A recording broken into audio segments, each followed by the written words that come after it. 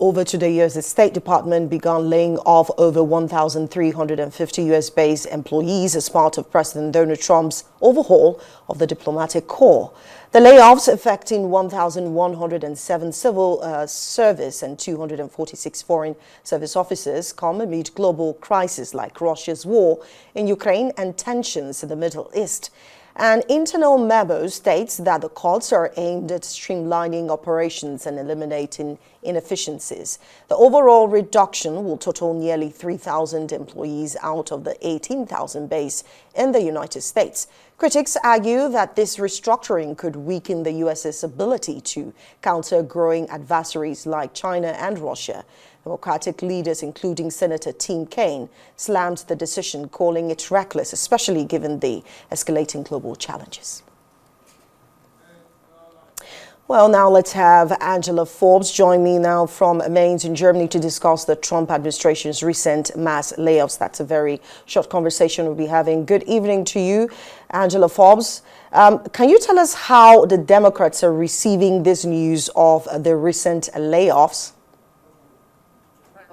Most Democrats find these layoffs a little bit shocking, even though Trump had talked about them earlier, and it wasn't until the Supreme Court allowed for mass firings that this actually would move forward. It's going to weaken our diplomacy and undermine our national security, and it's not going to help with any of the humanitarian crises that we have in the world or active conflicts. Many of these people that are being laid off, that's what they did. They worked on countering violent extremism, helping Afghans who fled after the Taliban takeover. They worked on women's rights issues, refugees, resettlement, and climate change and other issues that are very important to the world and very important to the United States. So what is the impact of President Donald Trump's number of core layoffs? So what's that impact on the U.S. economy? It's going to be harsh because the number of layoffs that are going to happen at the government, all of these people have mostly middle-class jobs, and they maybe own houses or other property, and they may not be able to find other jobs because there's been a number of other layoffs in the tech sector also. So at this point, we're going to have hundreds of thousands of people without jobs, and it can't be good for our economy. If you add the tariffs in and other interesting moves that Trump is making, it's going to send our economy into a spiral for sure. Now, Trump, aims to still cut costs. And remember the Doge thing with Elon Musk.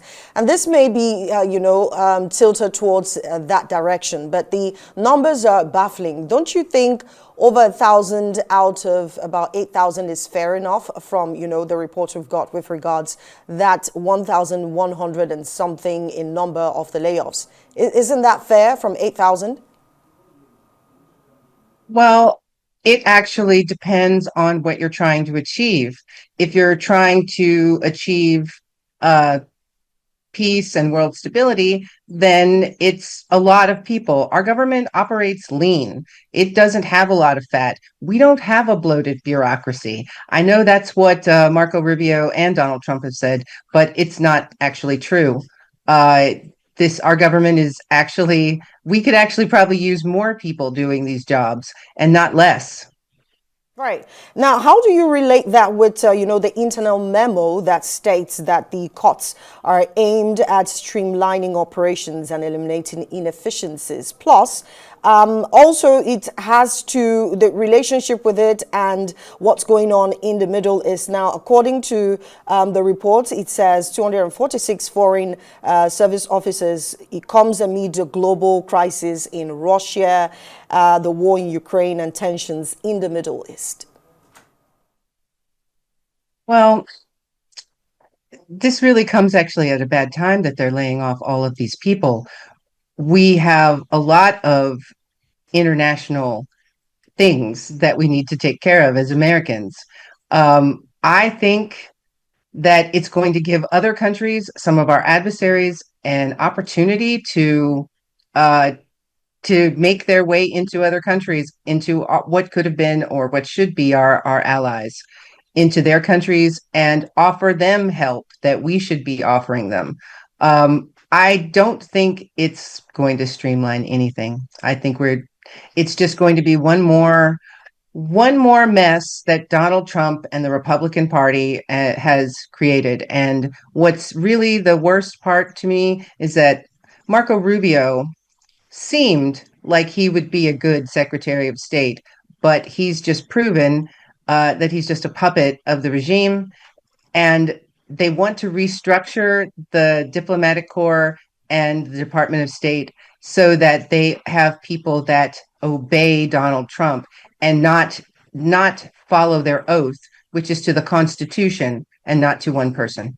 Now, how true is the fact that once this, corps officers are out of service, they don't have the chance to come back to service? No, they don't actually have a chance to come back. It's one of those unusual rules that when people leave the diplomatic corps, they can't come back. And a lot of people left the diplomatic corps voluntarily, not in such a mass, back in Trump's first term. I have a friend who was in the diplomatic corps, and they decided to take an early retirement because they didn't want to work for Donald Trump. So once you leave, you can't come back. And so unless something changes in the future, rules change and Donald Trump is gone, uh, we're going to be losing thousands of years of experience in work in international relations, in people having language experience, in people having negotiation experience, and people knowing the countries that they've been working with. And that's going to be a detriment for the United States. All right. Thank you so much, Angela Fobbs, for joining us to talk about this pressing issue being the shakeup of a diplomatic corps by the Trump administration. She is the Director of Strategic Initiatives, Democrats Abroad.